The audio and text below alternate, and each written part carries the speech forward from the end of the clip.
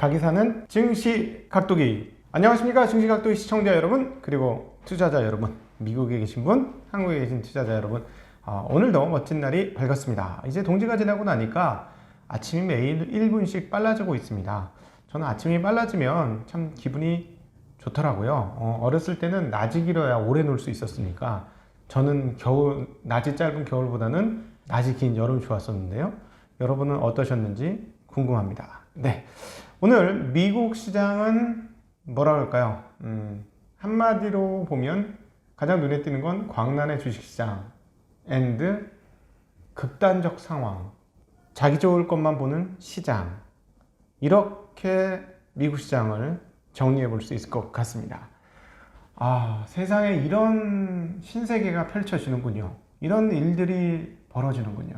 사상 최고치를 돌파하고 있는 미국 증시와 그리고 더블 딥으로 빠져가는 실물 경제, 이것이 양립할 수 있다는 이 놀라운 사실, 전쟁과 호황이 같이 하는 그런 상황이다 라고 보는 게 현재 상황으로 맞을 것 같습니다. 저는 전후 세대라서 전쟁이 이런 것일까요? 전쟁의 벼락거지와 벼락부자들이 많이 나타났나요? 혹시 이 방송을 들으시는 분들 중에 이제 별로 전쟁 경험 세대가 별로 없으시겠습니다만, 전쟁에 가까이 있어서 전쟁을 경험해 보셨던 분이나 역사를 공부하신 분들은 좀 댓글로 정말 그랬는지 안 그랬는지 좀 달아주시면 좋을 것 같습니다. 우리는 지금 일종의 전쟁의 와중에 있고, 이 전쟁의 와중이 놀라운 일들을 펼쳐내고 있다는 사실을 보면서 참 대단한 현실 속에서 살고 있다라는 생각을 오늘 자본시장에서 다시 한번 해봅니다. 증시각도기 TV 화요일 아침 미국 마감 시작하도록 하겠습니다. 저희 증시각도기 에듀캐스터금이 잃지 않는 쉬운 투자 사랑해주셔서 정말 감사하고요. 다른 건 몰라도 여러분, 우리가 깊이 있는 내용, 기업을 잘 알아야죠. 기업에서 돈을 벌 수 있어요. 그럼 기업을 아는 것, 그리고 또 거시경제를 아는 것 다 중요한데, 더 중요한 건 내 마음을 지키는 일입니다. 20대 투자자가 왜 이렇게 작년같이 좋은 장에서 수익이 낮았을까요? 내 마음을 못 지켰기 때문입니다. 왜 많은 분들이 작년에 그 좋은 장에서 최소한 30%에서 60% 정도는 수익이 나야 되는데 그렇지 못했을까요? 마음이 흔들렸기 때문입니다.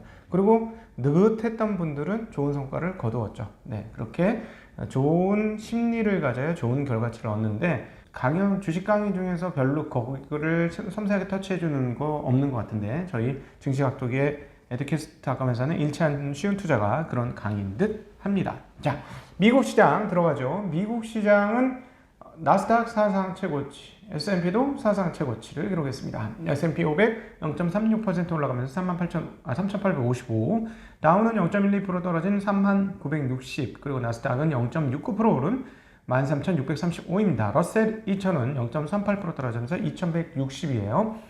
추가 경제대책 가결에는 대체적으로 4에서 6주가 소요될 것이다 라는 전망들이 나오고 있습니다. 미국 상원에서 지금 언급한 내용인 것 같은데요. 이런 내용이 나오다 보니까 러셀 2000은 오히려 좀 약세였다라고 보는 게 맞을 것 같습니다. 근데 오늘 폭탄은 독일에서 터졌고 유럽에서 터졌습니다. LFO 기업 실사 지수가 굉장히 낮게 나오면서 이거 큰일 났네. 더블 딥 가는 거 아니야 이런 분위기로 갔고, 유럽 시장은 그래서 어떻게 상당히 떨어졌다. 독일은 1.66% 떨어졌고요. 프랑스는 1.57%, 그리고 유로스탁스는 1.37%, 영국은 0.83%가 떨어지면 84% 떨어지면서 상당폭 떨어졌습니다. 그러나 미국은 전혀 거기에 반응하지 않는 모습이었어요. 왜 그럴까요?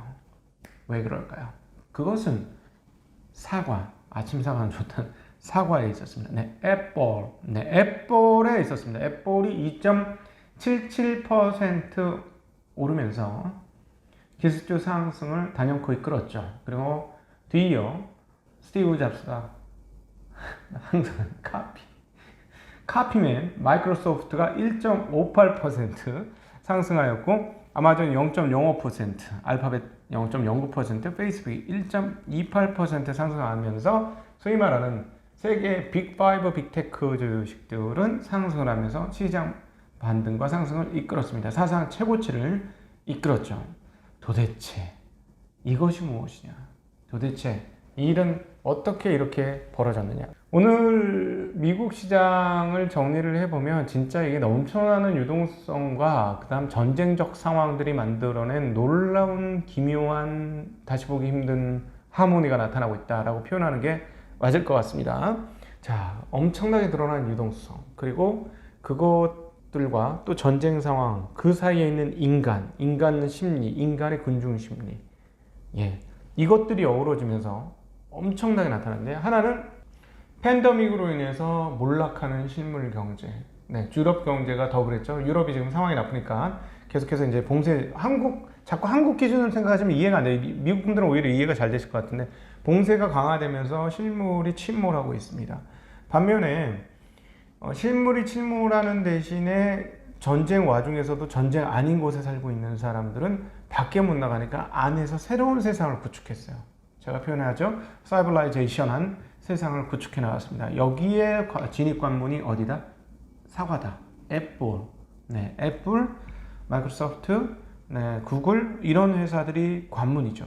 그래서 이 세상을 연 주체들, 사이버라이제이션한 온라인 속에서 모든 걸 할 수 있도록 만들어낸 이 세상을 만들어낸 창조자들, 애플과 마이크로소프트와 구글과 페이스북, 아마존, 이런 회사들이, 이런 회사는 좋았고 실적에 대한 기대치도 있습니다. 그 실적을 발표하는데 계속 여기서만 사람들이 살 수밖에 없는 상황이 벌어지니 이쪽 기업들은 좋을 것이다 라고 생각됐고, 상당히 강한 흐름들을 보여줬습니다. 네, 이것들이 결합됐다는 게 정말 놀라운데요. 여하튼 독일의 LFO 1월 기업 환경 지수가 상당히 악화됐고, 바이러스 상황도 상당히 악화됐고, 그래서 유럽 같은 경우는 팬데믹 봉쇄가 계속되고 거의 더블딥 상황이 아니냐고 여겨질 정도로 그런 상황들이 지속되고 있습니다. 자, 그러니까 어떻게 해요? 경기의 하강 압력과 그리고 이쪽 세계의 호황이 같이 있기 때문에 주식시장은 기술주가 올랐고 채권시장은 경기 하강에 배팅하면서 올랐어요. 이 얼마나 웃기는 상황입니까, 여러분? 채권은 안전자산이고 주식은 위험자산이에요. 같이 오르는 게 웃기는 거예요. 그렇죠? 안전으로 피난하면 주식이 안 될 거고, 공격적으로 위험자산에 돈을 벌겠다고 뛰어들면 채권시장에 돈이 빠져나와야 되는데 양쪽 모두 좋아요. 이거는 그럼 어떻다? 네, 유동성이 많다 라고 밖에 해석할 수 없다는 것이죠. 자, 그 코로나 변종에 대한 악재는 유지가 되고 있는데요. 백신이 또 뒤통수를 때리고 있는 상황이라 더 실물에 대해서 악화됐고, 그것이 채권시장의 강세를 이끌었습니다.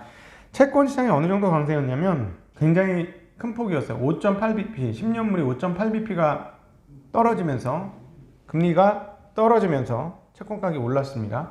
1.033%, 30년물은 6.1bp가 떨어지면서 1.795%의 강세를 나타내었습니다.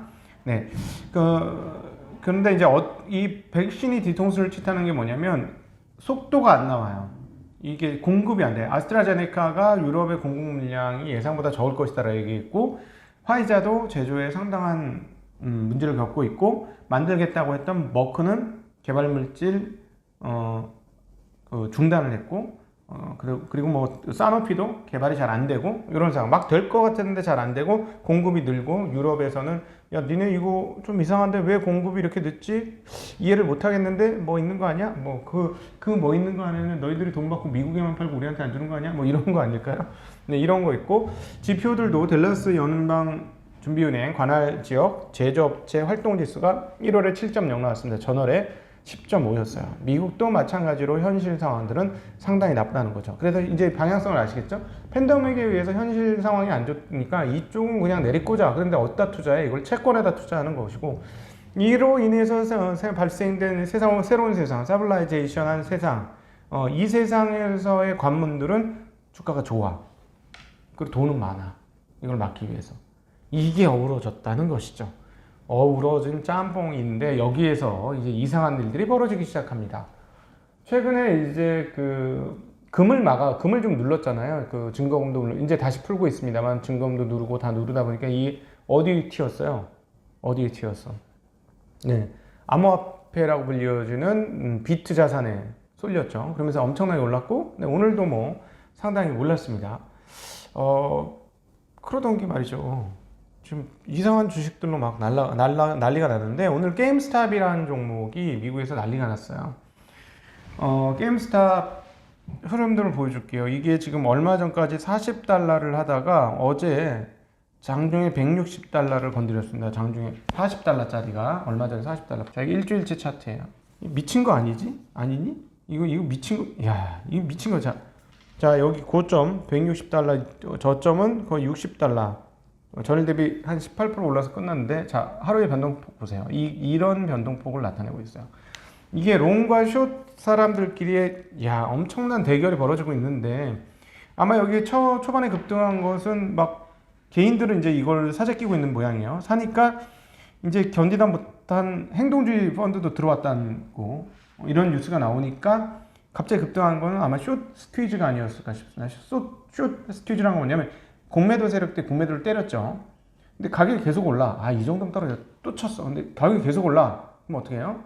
이거 증거금을 납입해야 되거든. 증거금을 납입해야 되는데 더 올라. 그럼 안 되겠다. 그냥 주식 사가지고 다시 갖다 줘야지. 공매도는 건 뭐야? 남한테 주식을 빌려. 뭐 100개를 빌려. 100개를 빌려서 팔아. 그래서 나중 100개를 넘겨주면 돼. 이게 공매도잖아요. 공매도 치고 넘겨주는 거. 이걸 안 빌려오면은 그 무차익 공매도라 그래서 그건 문제가 되는 것이고, 갖고 와서 공매도를 때리고 그 숫자만큼만 돌려주면 되는데, 가격이 떨어지면 싼 값에 다시 사서 주니까 괜찮은데 가격이 올라가면 손해보는 거죠. 손해보는데 이게 가격이 너무 급하게 올라서 살려고 하는데 안 사죠. 그럼 더 높이 사야 돼. 왜냐면 개수 채워갖고 줘야 되니까. 안 사죠. 더 높이 올라가. 이러면 이제 망하는 거지. 근데 어제 여러 숏 친 사람들은 어제 많이 망했겠죠. 그점에서 다시 이제 너무 지나치게 올라가니까 다시 오히려 마이너스까지 났어요. 또 다른 숏이 또 쳤을 수도 있고요. 이렇게 숏과 롱의 지나친 싸움, 그리고 엄청난 변동성. 이거는 뭐 광풍이죠. 광풍이기 때문에 이런 모습이 자꾸 나오는 것은 좋은 시그널은 아니다라고 저는 보여집니다. 뭐 나올 수도 있는 거긴 하지만 이걸 좋다고 표현하기는 뭐 좀 어려운 것 같아요. 그래서 이런 부분에 대한 좀 주의는 필요할 것 같고, 미국 시장은 좀 자꾸 좀 이상하다라는 생각이 드는데, 하나 걱정은 그거예요. 미국 시장이 흔들리면 한국은 멀쩡할 것이냐인데, 자, 그러면 미국의 대세 하락이 될 것이냐, 이걸 또 보셔야 돼요. 그러니까 단기로 많이 올라서 떨어진 건 언제든지 가능하죠. 한국도 사상 최고치이기 때문에 또다시 조정 가능성은 또 열려 있다고 봐야 돼요. 근데 어디까지 갈지는 그건 난 모르겠고, 근데 일단 거시가 무너질지 안 무너질지는 지금 만약에 이번 주에 연방준비제도 이제 회의가 있고 그 내용들이 이제 전달이 될 터인데, 자꾸 이제 너무 경기가 빠르게 올라가니까 아무래도 연방준비제도의 총재들 중에서 이렇게 되면 이 나중에 거품 나면 어떻게 막을 거냐. 우리 옛날에 2006년도 7년도 사이에 그 거품 때문에 우리 망할 뻔하지 않았느냐. 그러니까 그런 거품이 오기 전에 막아야 된다라고 하면 무슨 얘기를 할까요? 테이퍼링 하자는 얘기를 하겠죠. 금리 인상은 당장 안 하겠다고 했고, 그거는 정말 지금 상황은 뭐 전쟁 상황에서 말도 안 되는 상황이니 그건 얘기 당연히 못 할 것이고, 돈을 더 이상 공급해 주지 말자.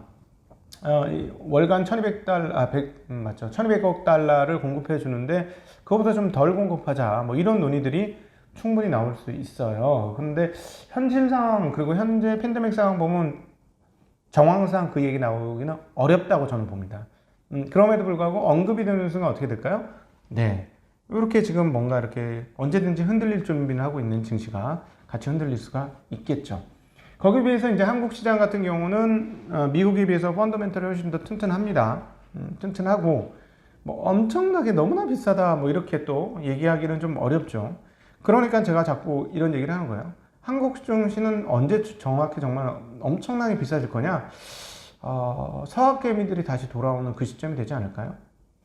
그게 올해 연말일지 내년일지 뭐 올해 중순 이후일지 그건 저도 전혀 알 수가 없습니다. 그런데 그럴 가능성은 충분히 열려 있는 것 같아요. 왜냐하면 가격 변동이 위로 빵빵빵 터지잖아요. 그럼 마음이 안 흔들릴 수가 없어요. 그건 투자자의 일반적인 심리죠. 그래서 만약에 미국 시장 3% 4% 가는데 한국 시장 10% 20%씩 계속 가보세요. 한 2달 3달 이렇게 한번 가보세요. 뭐 어떻게 되겠나? 참을 수 있을까요? 떠나고 다시 돌아올 겁니다. 워낙 환율도 달러에 비해서 강세인데 그러면 올 거예요, 결국. 그게 일반적인 투자 심리예요. 그렇게 되면 어떻게 되느냐? 그렇게 되면 이 자금들이 나간 게 꽤 많기 때문에 바바바바바 하겠죠. 바바바바 할 거예요. 그렇게 되면 이제 촛불이 마지막 꺼지기 전에 확 타고 끝나는 것처럼 그렇게 될 수 있다는 건데, 저는 개인적으로 바라는 것은 느릿느릿 천천히 이 시장이 5년에서 10년간 꾸준히 갔으면 하는 바람이 간절합니다. 네. 그랬으면 좋겠습니다. 10년은 못 갈 것 같아요. 10년은 못 가고 5년 정도 갔으면 좋겠는데, 그래야 많은 사람들이 여기서 부를 일구고 투자의 전문가들이 생기고 성공한 사람들이 생기고 투자를 새롭게 해보고 금융이 중요하다는 사실을 깨닫고 등등등등 이런 뭔가 이런 메커니즘들이 이제 나오기 시작하면서 구조화되기 시작하는데, 1년, 2년, 3년 정도 강해가지고는 1년, 2년 강해가지고 또 시장이 폭락하면 필요 없죠. 안 됩니다. 그렇게 되면. 그래서 그런 게 걱정인데, 어찌되었건 계속해서 거기에 대한 시그널들이 보이면 오늘처럼 이렇게 말씀을 드리도록 하겠습니다. 어찌되었건 이번 주에 제가 보기에는 그런 거는 좀 이번 연준이 테이퍼링을 하겠다, 금리 인상은 뭐 얘기할 것도 없고 테이퍼링 얘기도 나오기는 어려울 거다. 정황적으로 보면 돈 뿌리겠다는 상황에서 그런 얘기할 수 있는 사람들은 쉽게 없을 것이다. 그러나 속으로는 이제 돈 좀 그만 내야 되는데 하는 사람들은 분명히 있을 것이다. 그 속마음이 표현될 것이냐 안 표현될 것이냐가 중요하다 라는 생각이고, 오늘 중국인민은행 총재가 통화정책은 실물 경제의 안정적 지원이 목표다라고 얘기를 했는데요. GDP와 더불어서 같이 GDP 성장률에 맞춰서 돈을 넣어주겠다라는 얘기를 했습니다. 이건 뭐예요? 과열도 아니고 긴축도 아니다 라는 얘기죠. 과공급도 아니고 과소공급도 아닌 상황을 유지해 나가겠다라는 건 이제는 약간 중립적인 스탠스를 취하겠다라는 얘기를 한 것이죠. 자, 오늘 중국 시장이 어떻게 될지 굉장히 재밌습니다. 왜냐하면 그동안의 모든 나라들은 완화적이어서 돈을 더 뿌려주는 태도였는데, 약간 이런 태도가 과연 중국에서 어떻게 해석될지, 이 부분도 오늘 시장에서 재미난 이야기입니다. 앞으로는 중국의 흐름들에 대해서도 여러분들에게 슬쩍슬쩍 언급드릴 수 있으면 좋겠습니다. 네, 이상으로 화요일 아침 증시각도의 TV 미국 마감 시황을 여러분들과 함께 했습니다. 긴 시간 함께 해주신 여러분 진심으로 감사드립니다. 이따 오후에도 즐거운 모습으로 그리고 아각으로, 원래 나의 본질은 아각이잖아. 네, 아각으로 여러분 뵙도록 해요. 안녕.